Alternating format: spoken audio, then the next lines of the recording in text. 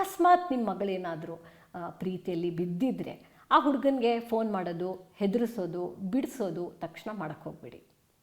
ಇನ್ನೊಂದೇನಪ್ಪ ಅಂದರೆ, ಮೇಡಮ್ ನೋಡ್ತಾ ಇರಿ ಟಿ ವಿನ, ಇಲ್ಲ ನಾನು ಸತ್ತೋಗ್ಬಿಟ್ಟಿರ್ತೀನಿ, ಇಲ್ಲ ನನ್ನ ಮಗಳು ಸತ್ತೋಗ್ಬಿಟ್ಟಿರ್ತಾಳೆ, ಅವಳನ್ನೂ ಸಾಯಿಸ್ಬಿಟ್ಟು ನಾನು ಸತ್ತೋಗ್ಬಿಡ್ತೀನಿ, ಹೀಗೆಲ್ಲ ಒಂದು ಎಮೋಷ್ನಲ್ ಬ್ಲ್ಯಾಕ್ ಮೇಲ್ ಮಾಡಬೇಡಿ. ಹೇಳೋದೆಲ್ಲ ಕೆಲವ್ರು ಮಾಡು ಬಿಡ್ತಾರೆ. ಮಗಳು ಪ್ರೀತಿ ಮಾಡಿದ್ಲು ಅಂತ ಮನೆಯಿಂದ ಹೊರಗೆ ಕಳಿಸಿ ಮತ್ತು ಮಗಳ ಜೊತೆ ಸಂಬಂಧ ಇಟ್ಕೊಳ್ಳದೇ ಇರೋ ಅನೇಕ ತಂದೆ ತಾಯಿಗಳನ್ನು ನಾವು ನೋಡಿದ್ದೀವಿ. ಹಾಗಾಗಿ ಯಾವ ರೀತಿ ಪೋಷಕರು ವರ್ತನೆ ಮಾಡಬೇಕು, ಸಿಂಗಲ್ ಮದರ್ಸ್ ಇರ್ತಾರೆ, ಅವರಿಗೆ ದುಡ್ಡು ಸಾಕಾಗ್ತಿರಲ್ಲ, ಅವ್ರು ಹೊರಗಡೆಯಿಂದ ದುಡ್ಕೊಂಡು ಬರಲೇಬೇಕು ಅಂಥ ಮಗ ಪ್ರೀತಿಯಲ್ಲಿ ಬಿದ್ದು ಲವ್ ಬಾಂಬಿಂಗ್ ಅಂತ ಗರ್ಲ್ ಫ್ರೆಂಡ್ಗೆ ಎಕ್ಸ್ಪೆನ್ಸಿವ್ ಗಿಫ್ಟ್ ಕೊಡಿಸ್ತಾ ಇರ್ತಾನೆ. ಮನೇಲಿರೋ ಸರ ಕದ್ದುಬಿಟ್ಟು ಹುಡುಗಿ ತನ್ನ ಪ್ರಿಯತಮಂಗೆ ಒಂದು ಬೈಕ್ ಕೊಡಿಸ್ತಾ ಇರ್ತಾಳೆ, ಅವರಿಬ್ಬರು ಜೊತೇಲಿ ಹೋಗ್ಬೋದು ಅಂತ.